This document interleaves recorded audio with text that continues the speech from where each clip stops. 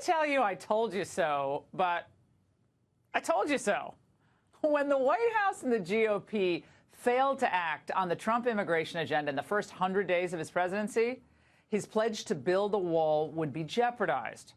Trump's initial instinct, which is usually spot on, was to veto that omnibus bill last year. I'm telling you, he was right then. But Paul Ryan and Mitch McConnell promised him that they would get this wall funded in full in the lame duck session if that was necessary. Well, big shocker, that never happened. So after Speaker Paul, I need to spend weekends at home, Ryan, handed the majority to the Democrats, well, the president faced an even higher wall of resistance. A lame-o border deal was announced right before the president took to the stage in El Paso last night, and by the morning, the details started trickling in. I have to study it. I'm not happy about it. It's not doing the trick, but I'm adding things to it, and when you add whatever I have to add, it's all going to happen. We're building a wall, and now I'm saying we're finishing a wall. Well, that won't happen, though, not unless the president finds the money elsewhere or declares a national emergency, which will immediately be challenged, of course, by the left in court. And tonight, after speaking with one of the Republican architects, Richard Shelby, senator from Alabama, of the latest deal, the president tweeted, "Was just presented the concept and parameters of the border security deal by hardworking Senator Richard Shelby. Looking over all aspects, knowing that this will be hooked up with lots of money from other sources, we'll be getting almost $23 billion for border security. Regardless of wall money, it is being built as we speak." We'll get into that in a little bit. But so what's in this deal? What's really in it? The official language hasn't fully been released, and I love this. They're doing this at the last minute, try to rush it through. But here are some of the basics of the deal as reported. $1.375 billion for barriers that are not called, but look a heck of a lot like the steel, slanted structure, the barrier that Trump had already approved. Second, an average daily cap of 40,520 beds for detaining illegals. Now, that's almost 9,000 fewer than we're detaining now. But Trump would have the authority to boost that number, pulling the money from other sources. Now, there's more to it, too, but it's simple to see what's going on here. The Democrats' ultimate goal is to codify catch and release, where if an illegal makes it into the country, he or she will be welcome to stay, along with any child he or she brings with them across the border. Now, what does this do? I mean, this is not a difficult concept, right? It only encourages more illegal immigration. Now, remember, the president asked for $25 billion last year for the wall and a bunch of other reforms as well that made a lot of sense. But the Dems wouldn't budge on issues like chain migration or those diversity visas. They wouldn't go near it. Then in December, now moving into the lame duck session, he asked for 1/5 of that. Yeah, I'm still pretty good at math, sort of. It's $5 billion of the $25 billion. Now, he perhaps thought that this would become some type of annual wall expenditure. Well, fat chance.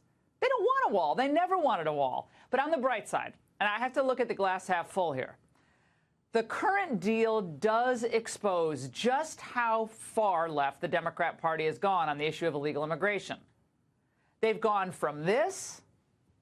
We simply cannot allow people to pour into the United States undetected, undocumented, unchecked. And illegal aliens should not be treated the same as people who entered the U.S. legally. We must control our borders, must protect our borders.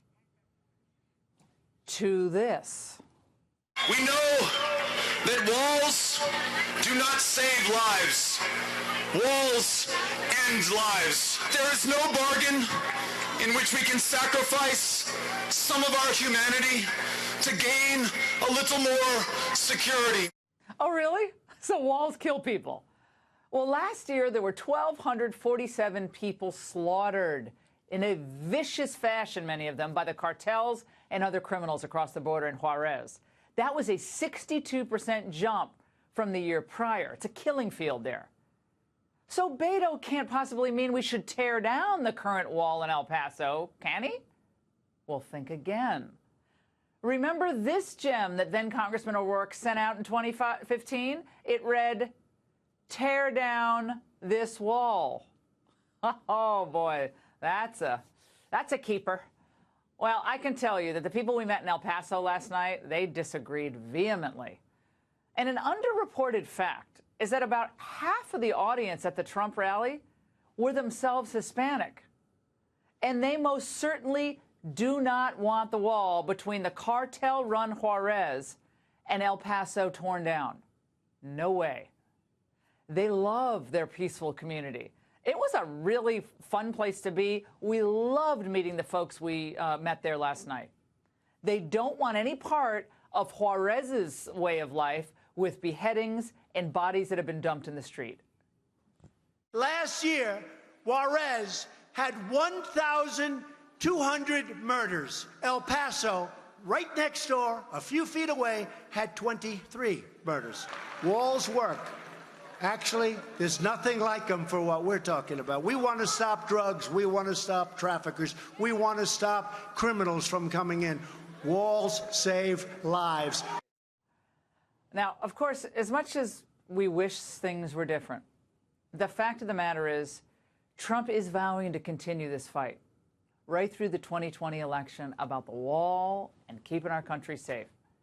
And another shutdown would have probably ended up hurting the president, distracting from this booming economy. And we're here in Texas.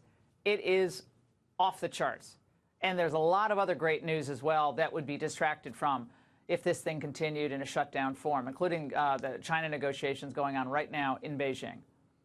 And also, let's not forget, while Trump isn't getting everything he wants, and definitely not what most of us want, Democrats are also breaking Pelosi's pledge.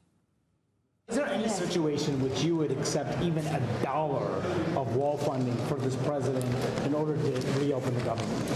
$1? $1? Yeah, $1.